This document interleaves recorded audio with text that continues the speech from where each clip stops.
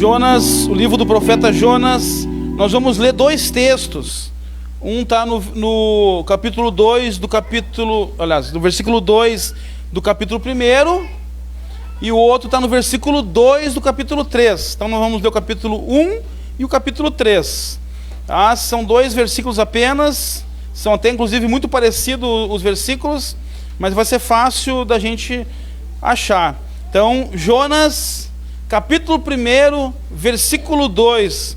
Quem achou diz amém. Quem não achou diz me espera.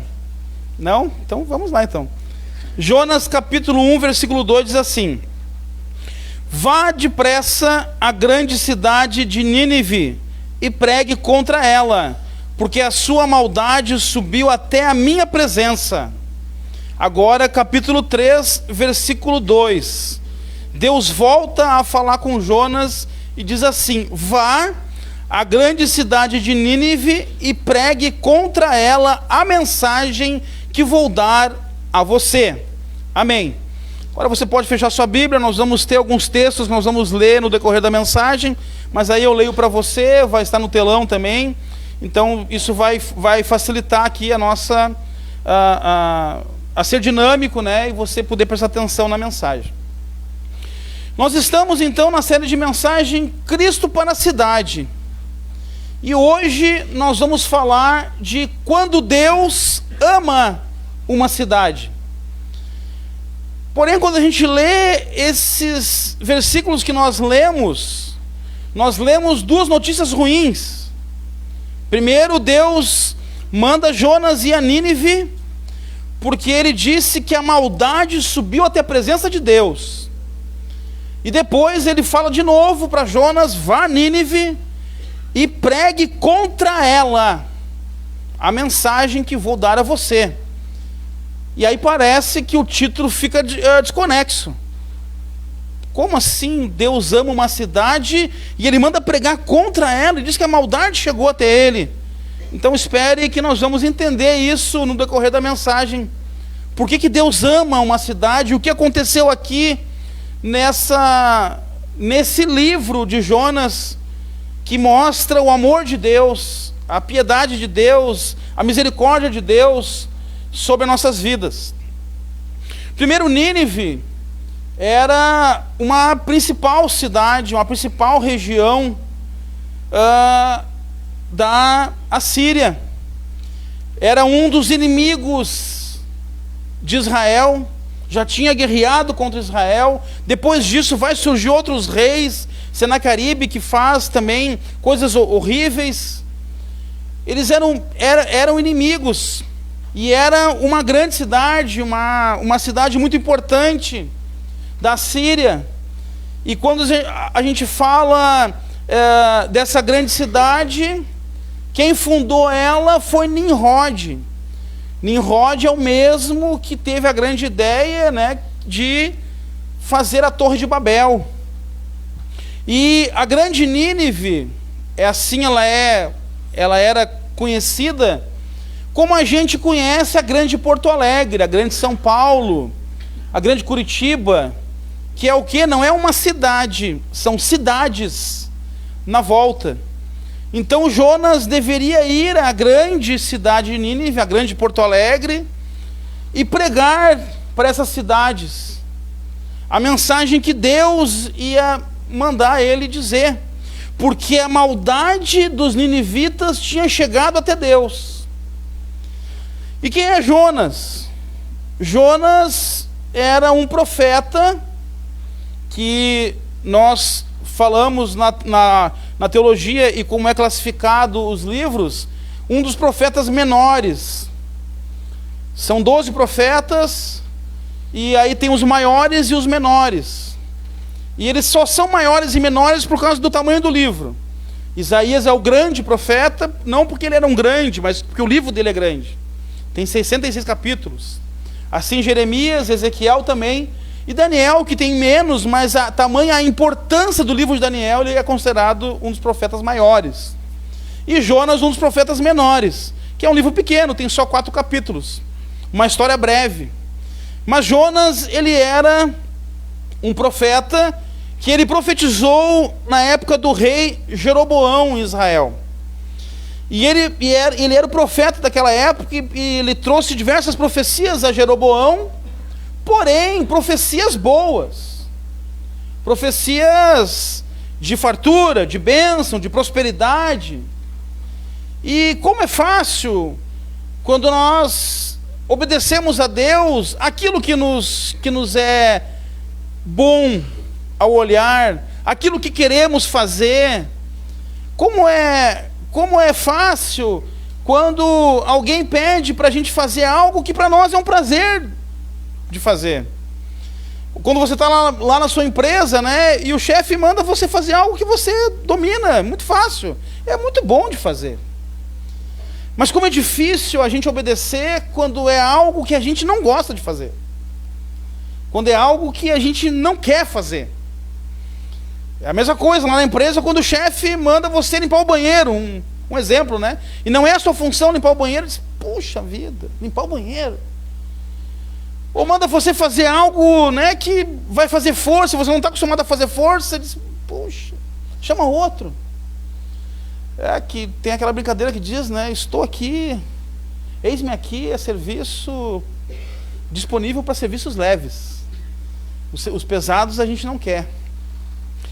O nosso problema é que queremos só aquilo que nos agrada, só aquilo que nos convém, aquilo que desejamos, aquilo que combina com o meu querer, com a minha vontade. O nosso problema é que não queremos de verdade saber o que Deus está dizendo. Essa é a verdade. Nós não queremos saber o que Deus está dizendo a nosso respeito ou o que temos que fazer.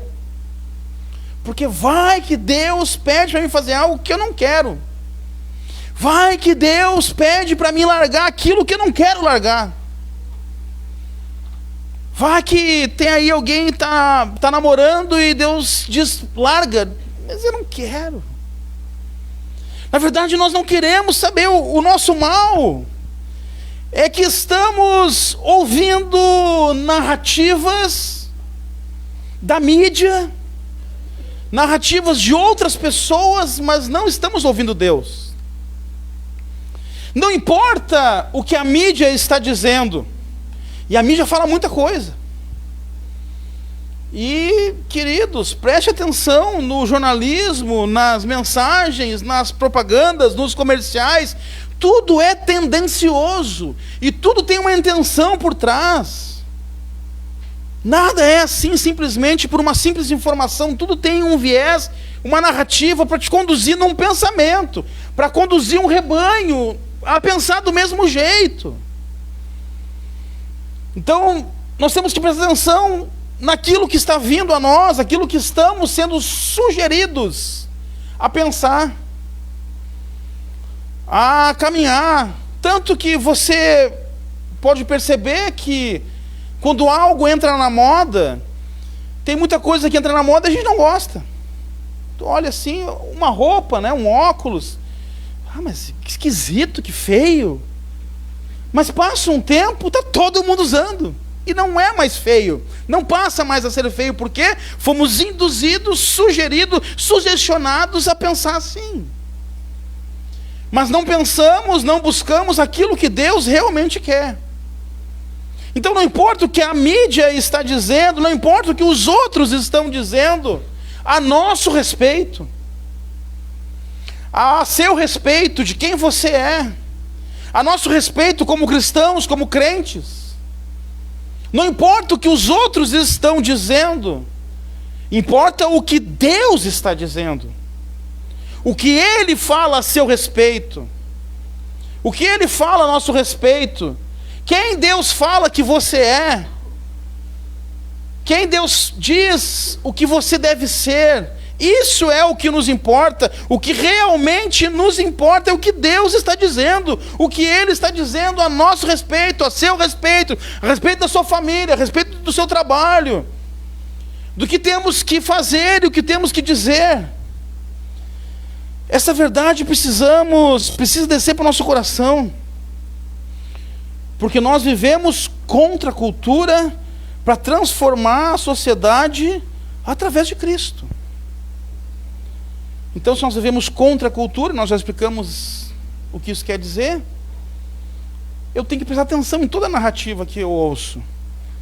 Essa narrativa que eu estou ouvindo está de acordo com a minha fé? Está de acordo com o que Deus pensa? Está de acordo com o que a palavra diz? Sim, está de acordo. Ok, então aí que nós vamos. Não, não está de acordo, então para mim não serve. Jonas, no começo do seu livro, que Deus chama ele para ir para Nínive, todos já devem conhecer a história. Ele toma uma embarcação para ir para Tarsis. Ele toma um outro caminho. Ele não quer ir para Nínive. Ele não quer ir para onde Deus disse que era para ele ir. Por quê? Porque é fácil profetizar para o rei do meu país e dizer para ele que tudo vai dar bem, tudo vai ir bem, que vai ser próspero. Mas eu não quero ir lá no meu inimigo profetizar para ele. Mesmo que seja uma informação ruim, mesmo que seja, Deus vai destruir vocês, eu não quero ir lá. E aí ele não vai, ele não faz a vontade de Deus. E ele toma um barco para ir para Tarsis, para o outro lado. Nínive ficava lá no meio do mapa, na Síria. Ele pega um barco, ele toma um mar para ir para Tarsis, que está do outro lado. Cuidado, meu irmão e minha irmã, cuidado com o nosso auto-engano. Porque sempre que quisermos fugir de Deus, o diabo vai providenciar o transporte. Sempre que você quiser escapar da vontade de Deus, o diabo vai te oferecer um Uber, que no caso dele era uma embarcação. Porque uma das coisas que Satanás deseja é nos afastar da presença e da vontade de Deus. A vontade de Deus era Nínive, o diabo disse Tarsis. A vontade de Deus é pregue. A de Satanás é não fale. Sempre que você quiser fugir, Satanás vai dizer, ok, eu te ajudo. Porque o que ele mais quer é nos afastar da vontade de Deus, é nos afastar da presença de Deus. Ele fez isso no Éden, ele fez isso com o povo no deserto, ele fez isso com os reis, ele tentou fazer isso com Jesus, e ele faz isso até hoje comigo e com você. Então fique esperto, fique ligado. Com auto-engano, auto-enganar-se, enganar-se a si mesmo. E não fazer a vontade de Deus, mas fazer a minha vontade. Aquilo que eu quero, eu não quero isso para mim. Mas Deus está chamando, mas eu não quero. E nós aprendemos com Jonas que não adianta tentar fugir. Se Deus disse eu te quero, o diabo não vai te levar. Você vai acabar nas mãos de Deus. Seja por bem, por amor, sim Senhor, eu estou indo, ou seja através de um peixe que vai engolir e levar até a vontade de Deus.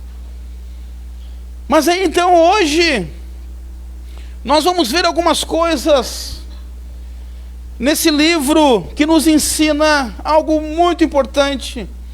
Eu espero que Deus fale ao seu coração nessa noite, que você saia daqui fortalecido, que você saia daqui entendendo o amor de Deus por nós, o amor de Deus pela cidade, o amor de Deus pela humanidade. Porque Deus ama uma cidade. E quando Deus ama uma cidade, aí Ele faz algumas coisas que nós vamos ver então na noite de hoje. Primeiro ponto, pode postar no outro ali para o pessoal ir acompanhando.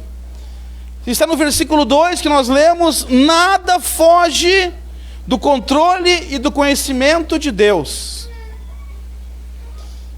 Presta atenção, nada foge do controle e do conhecimento de Deus.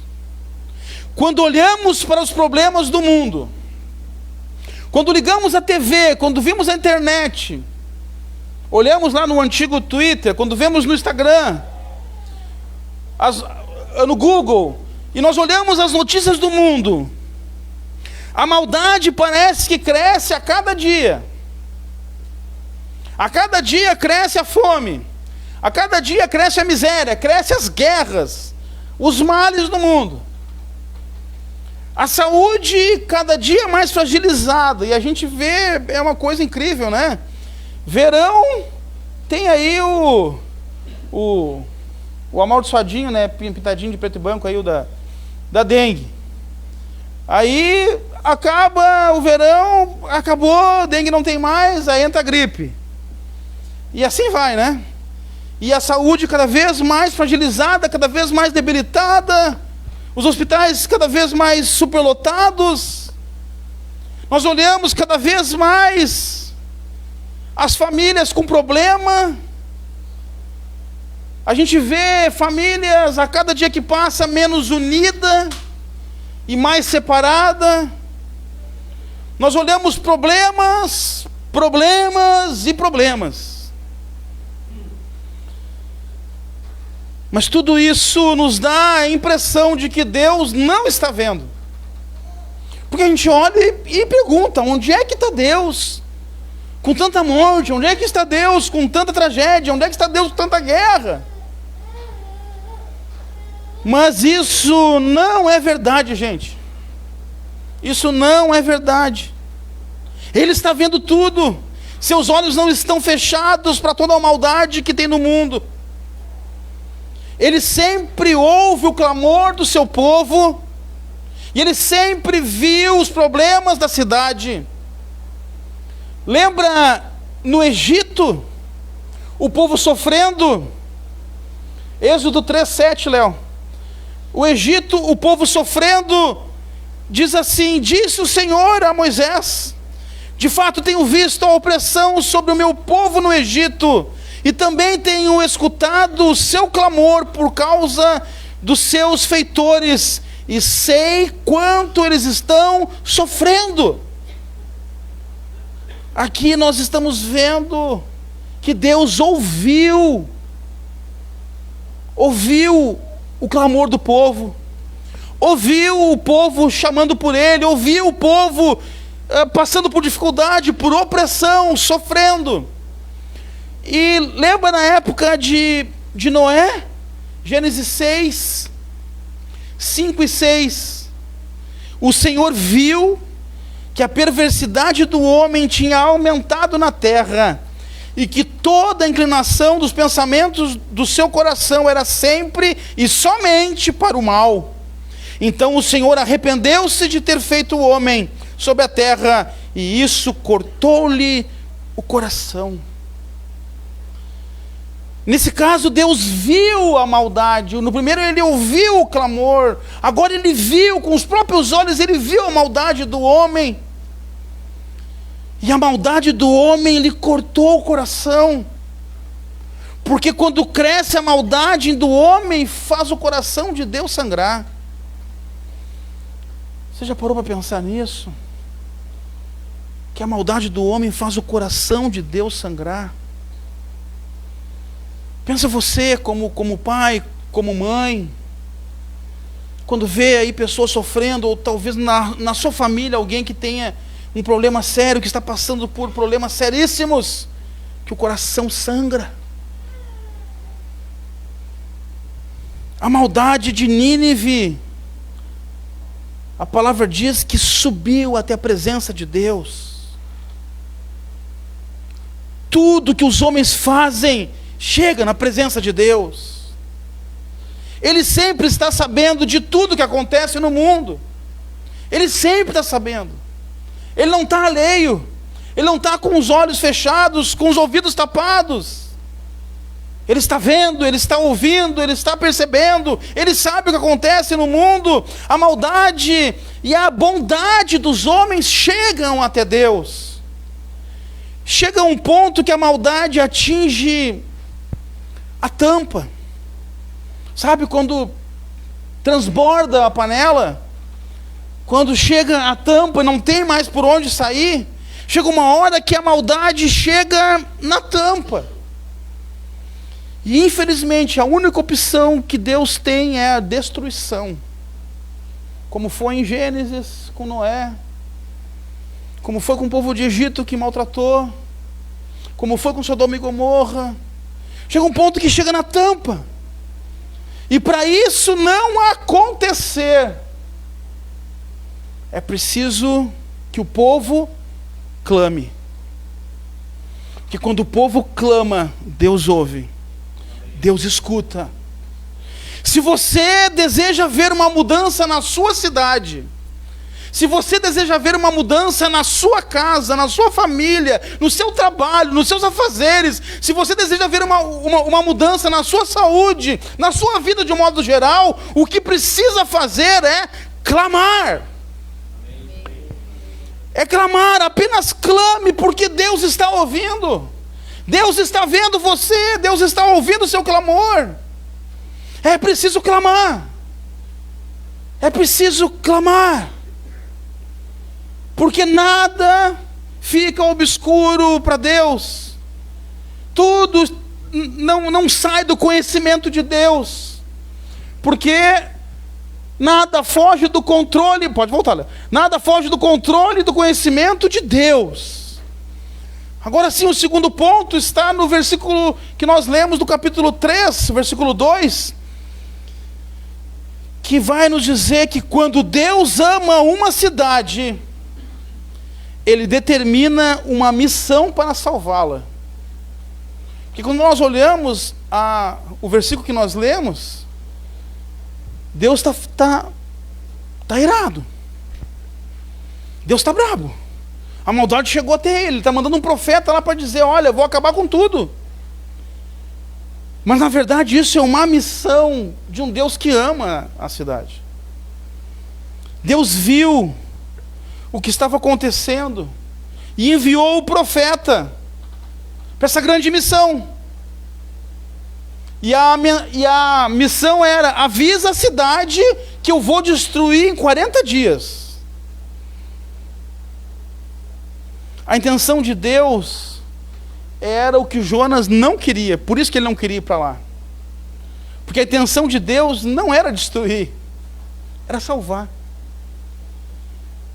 Porque Jonas, quando vai, ele prega a mensagem, a palavra diz que ele vai andando pelas ruas dizendo: Deus vai destruir vocês em 40 dias. 40 dias isso tudo vai acabar. Jonas sabia que se ele pregasse e o povo se arrependesse, a destruição não ia acontecer. Porque ele conhecia Deus. Ele sabia quem era Deus. Ele não queria o perdão do inimigo. E ele sabia que Deus ia perdoar se eles se arrependessem. Ele não queria o perdão, ele queria a justiça. Ele queria a morte. Ele queria a punição. Olha o que diz Jonas 4, 1 e 2. Mas Jonas ficou profundamente descontente com isso e enfureceu-se. Ele orou ao Senhor: Senhor, não foi isso que eu disse quando ainda estava em casa? Foi por isso que me apresentei em fugir para Tarsis. Eu não sabia que tu és Deus misericordioso. Eu sabia que tu és Deus misericordioso e compassivo, muito paciente, cheio de amor e que promete castigar, mas depois se arrepende. Eu sabia que tu ia fazer isso. Eu sabia que se eu falasse para eles e eles se arrependessem, eu sabia que tu ia dizer: tá bom, não vou matar ninguém. Tá bom, era só um susto. Era isso que eu queria de vocês. Aí Jonas fica brabo. E quantas vezes nós temos essa atitude, gente? A gente passa por um problema e a nossa oração é: Deus, achata. Deus, pisa em cima, esmaga. Deus, faz a tua justiça. Olha, por que está pensando, né? Ainda usa versículo bíblico, ainda diz: ai, daquele que tocar no ungido do Senhor, esse aí tocou, Deus vai botar, Deus vai pesar a mão. Não é assim que a gente faz? É ou não é? Confessa aí. A gente quer justiça, a gente quer que Deus puna. É o que Jonas está pensando. Jonas é como cada um de nós. Está pensando a mesma coisa. O que é? Nínive maltrata a gente, persegue a gente. A Nínive já matou nossos irmãos. Eu vou lá pregar para eles. Se eu for pregar para eles, Deus vai vai perdoar, e eu não quero que Deus perdoe. Quantas vezes nós já pensamos assim, irmãos? Não, esse aí eu não quero que Deus perdoe. Esse aí, por mim, está no inferno. É a mesma coisa que Jonas pensou. Para ele foi fácil pregar para o rei lá e dizer: rei, vai ser próspero, e o rei é próspero. Ele: sou profeta, que benção, olha, o que Deus manda eu falo, e acontece. Mas para ir pregar lá para o inimigo, e saber que o inimigo vai ser curado, vai ser sarado. Aí a gente vê aquela pessoa que maltratou a vida inteira, né? Aquela pessoa que perseguiu a vida inteira, está lá no hospital, mal.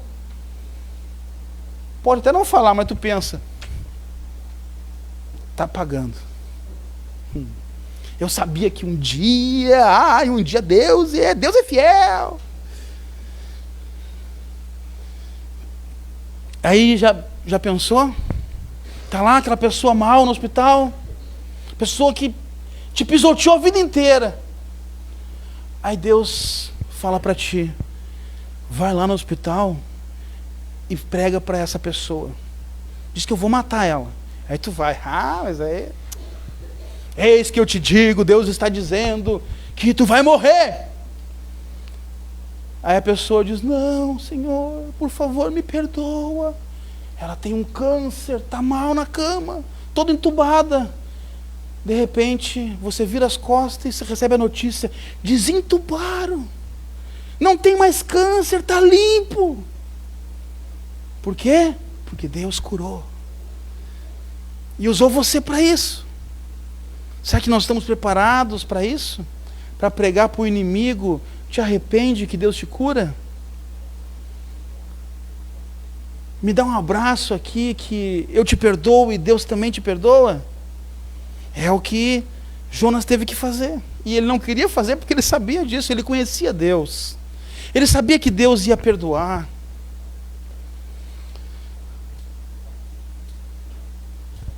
Deus fez isso com cada um de nós. Deus fez isso comigo e com você.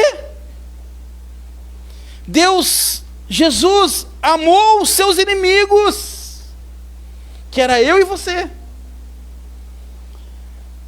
Salvou aqueles que não mereciam, mas mereciam a morte, mereciam a ira de Deus. Jesus salvou aqueles que mereciam sofrer, mereciam padecer, mereciam o inferno, porque eram inimigos. Quando ele está na cruz, sendo xingado, cuspido, tocando pedra nele, ele não fala: Deus, manda um raio e mata. Ele fala: Senhor, perdoa. Perdoa. Ele perdoa aqueles que cuspiam nele, que batiam nele. E aí Jonas, aqui onde nós lemos, ele diz que Deus é misericordioso. Ele diz que tem compaixão, cheio de amor, é paciente, é bondoso, que basta alguém se arrepender que ele muda a sentença. Olha só, basta alguém se arrepender que ele muda a sentença. Entenda, querido, entenda, minha querida irmã, conheça o nosso Deus, conheça o Deus que você serve, conheça Ele, o que Ele é capaz de fazer. Precisamos conhecer Ele, entender Ele. Sabe que você pode repetir comigo isso que Jonas disse dele, que ele é misericordioso? Repita, por favor. 1, 2, 3, misericordioso. Que ele tem compaixão. Que ele é cheio de amor. Que ele tem paciência. E que ele é bondoso. Esse é o nosso Deus. Porque Deus é bom. Deus é bom. Os homens que são maus, os homens que não querem esse Deus que é bom. Terceiro ponto, aí está no versículo 6 e 7 do capítulo 3. Esse aqui eu não dei para o Léo colocar ali, mas eu vou ler para você. Versículos 6 e 7 do capítulo 13 diz assim: por tudo isso, a noite virá sobre vocês. Opa, passei demais. 6. Quando as notícias chegaram ao rei de Nínive, ele se levantou do trono, tirou o manto real, vestiu-se de pano de saco e sentou-se sobre cinza. Então fez uma proclamação em Nínive: por decreto do rei e de seus nobres, não é permitido a nenhum homem ou animal, boi ou ovelha, provar coisa alguma. Não comam, nem bebam. Ele declarou um jejum para todos os moradores de Nínive e para todos os animais. Nem os animais poderiam comer. O gado não poderia comer. Se tivesse um cachorro em casa, não poderia se alimentar. Ele declarou um jejum. Por quê? Porque quando Deus ama uma cidade, Ele espera o arrependimento. A atitude que esse rei teve, o que impactou Deus, não foi o jejum em si, não se alimentar, foi a atitude que ele teve, de quê? De humilhação, de arrependimento, dizer: não, Senhor, por favor, não faça isso. Então a cidade inteira vai jejuar, nós vamos nos humilhar na presença desse Deus, nós não queremos ser destruídos. Toda cidade pode ser transformada pelo arrependimento, o arrependimento dos pecados, o arrependimento do afastar-se de Deus, o arrependimento de não estar na sua presença, o arrependimento de não prestar culto para esse Deus, o arrependimento de fazer coisas que ofendem a santidade de Deus. O arrependimento, gente, é a chave para uma vida transformada. Olha o que o arrependimento fez com uma cidade. Fez com que Deus não destruísse ela. Fez com que Deus mudasse de ideia. Fez com que Deus dissesse: não, eu não vou mais destruir. Porque o arrependimento provoca a mudança da sentença. Olha o que fala Jeremias 18:8. E se essa nação que eu adverti converter-se da sua perversidade, então eu me arrependerei e não trarei sobre ela a desgraça que eu tinha planejado. Olha o que arrependimento faz. Olha o que Deus pode fazer com uma pessoa arrependida. É a chave para a mudança, a chave para a transformação. Olha que Deus maravilhoso, que Ele diz: não vou mais fazer mal para ninguém. Porque Deus ama pecadores que se arrependem. Olha só o que nos fala essa porção bíblica de Amós 7, 2 e 3. Depois que eles devoraram todas as plantas dos campos, eu clamei: Senhor soberano, perdoa, por favor. Como Jacó poderá sobreviver? Ele é tão pequeno. Então o Senhor arrependeu-se e declarou: isso não acontecerá. Deus tinha prometido a destruição. Os gafanhotos tinham atacado a lavoura. E Amós clama: Senhor, por favor, não faz isso. Se o Senhor fizer, o Senhor vai nos destruir. Olha que Deus maravilhoso. Que quando alguém se arrepende, quando alguém chora na sua presença, quando alguém diz para ele: Senhor, por favor. Sabe um filho quando chega para o pai e diz: Pai, por favor. Não tem pai, não tem mãe que não se amoleça. E Deus é o Deus Pai, que quando alguém chega para ele e diz: Senhor, por favor, perdoa, não faz isso. Se o Senhor fizer isso, eu vou morrer. Se o Senhor fizer isso, o Senhor vai destruir. Se o Senhor fizer isso, tudo vai acabar. E aí Deus vai olhar para o seu coração, vai ver o arrependimento verdadeiro, e Ele vai dizer: ok, isso não vai acontecer. Aleluia. Que maravilha, que bênção. Porque quando Deus ama uma cidade, Ele espera o arrependimento dela. E o quarto e último ponto está no capítulo 4, versículo 11 de Jonas, que diz assim: contudo, Nínive tem mais de 120 mil pessoas que não sabem nem discernir a mão direita da mão esquerda, além de muitos rebanhos. Não deveria eu ter pena nessa grande cidade? Ele está conversando com Jonas, porque Jonas não está aceitando. Jonas está brabo, Jonas está nervoso. E isso aqui nos mostra que o amor de Deus vem antes da justiça, e por isso a cidade tem chance. Quando ele está falando com Jonas, Jonas ficou furioso. E aí Jonas disse: eu sabia disso, o senhor vai fazer isso mesmo, eu tinha certeza. Aí Jonas está cansado, se senta, e Deus, que está vendo um profeta brigar com ele, porque ele está tomando uma atitude bondosa. Aí Deus: tá bom, Jonas, já que tu está cansado, ele faz nascer uma árvore para dar sombra para Jonas. Aí Jonas começa a reclamar, começa a reclamar. Aí Deus: tá, então chega. Manda um bicho, e esse bicho come a planta, e a árvore morre. E acaba a sombra. Aí Jonas briga com Deus: mas coitadinha da planta. Aí Deus fala: não, só um pouquinho, Jonas, peraí, só um pouquinho. Eu não estou acreditando que eu estou falando com um cara que está falando isso para mim. Tu não tem pena da cidade inteira, que tem 120 mil pessoas, mais os animais, que eu ia destruir, mas tu está com pena da planta. Como nós somos Jonas, né? A gente tem esse desequilíbrio. Como a gente acha caro coisa que não é cara, e barato coisa que é caro.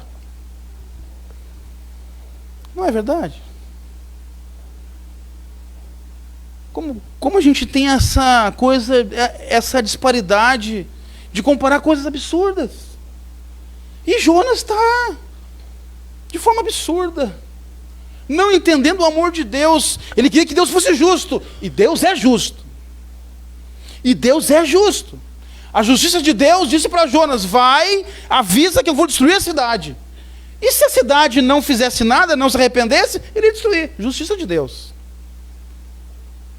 Mas o amor dele grita mais alto. E quando ele viu o rei se arrepender, fazer jejum, a cidade inteira se humilhar, eu acho que Deus deve dizer: que uau, que benção essa cidade, me ouviu. E o amor dele encheu aquela cidade, mas Jonas não entendeu. Como a gente é assim, que a gente não entende as coisas? A gente quer que aquela pessoa que a gente ama ali fique bem, mas o outro do lado não tem problema. Nós vamos sofrer, nós vamos entender quando a perseguição chegar aqui, mas enquanto está na igreja do lado, a gente está tudo bem. E assim Jonas. Mas o amor de Deus, ele vem antes da justiça.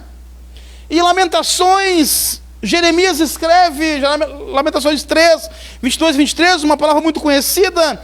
Jeremias diz: graças ao grande amor do Senhor é que não somos consumidos, pois as suas misericórdias são inesgotáveis, duram para sempre, renovam-se a cada manhã. Grande é a tua fidelidade.